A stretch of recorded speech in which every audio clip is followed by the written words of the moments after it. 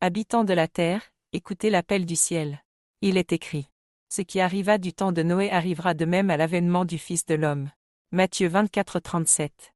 Aujourd'hui, le monde est plongé dans l'aveuglement, comme au jour de Noé. Les hommes poursuivent leurs affaires, inconscients du grand bouleversement qui vient. Pourtant, Dieu a laissé des signes pour avertir ceux qui veulent entendre. L'arche a été préparée. Le livre de vie de l'agneau est cette arche. Il contient la vérité cachée depuis la fondation du monde, destinée à sauver ceux qui entreront en lui avant que les déluges ne commencent. Les déluges approchent. Ce sera d'abord un déluge de lumière, puis un déluge de feu destructeur et d'eau purificateur. L'allumage de Neptune, le grand signe du ciel. Il est écrit.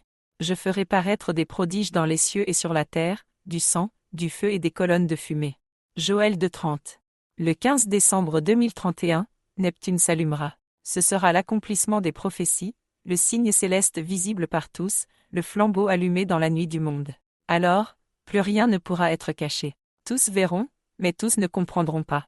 Ceux qui auront entendu l'appel comprendront immédiatement ce qui se passe. Le 7e jour a commencé le 15 décembre 2000 à l'avènement du livre de vie de l'agneau dans le monde. L'allumage de Neptune confirmera le jour du repos pour les élus, le jour du jugement pour ce monde corrompu. Les deux témoins brilleront dans le ciel. Une année de grâce, la dernière chance pour entrer dans l'arche. Cherchez l'Éternel pendant qu'il se trouve, invoquez-le, tandis qu'il est prêt. Ésaïe 55:6. Après l'allumage de Neptune, une année de grâce sera accordée à l'humanité. Ce sera l'année de la lecture du livre de vie de l'agneau, l'ultime occasion de se tourner vers Dieu et de comprendre le dessein parfait qu'il a tracé pour ses élus. Ceux qui liront ce livre avec humilité comprendront qu'il contient la clé du royaume. Il révélera la vérité sur le monde, sur les Écritures, et sur le chemin du salut. Mais il est aussi écrit. Mon peuple périt faute de connaissance. Osée 4:6.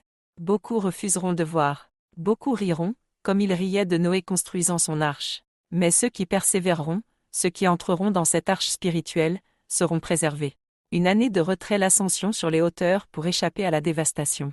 Quand donc vous verrez l'abomination de la désolation, dont a parlé le prophète Daniel, établi en lieu saint, que celui qui y fasse attention. Alors, que ceux qui seront en Judée fuient dans les montagnes. Matthieu 24, 15-16. Après cette année de grâce, l'heure du départ sonnera. Les élus devront quitter les villes et se retirer sur les hauteurs de leur pays. Pourquoi ? Parce que la dévastation commencera, et ce monde sera consumé par un déluge de feu destructeur et d'eau purificateur. C'est l'accomplissement de la prophétie de l'eau. Le jour où l'eau sortit de Sodome, une pluie de feu et de soufre tomba du ciel et les fit tous périr. Luc 17, 29. Ce feu sera celui des guerres, des révoltes et des destructions qui marqueront l'effondrement de Babylone. C'est aussi l'accomplissement de la prophétie de Noé.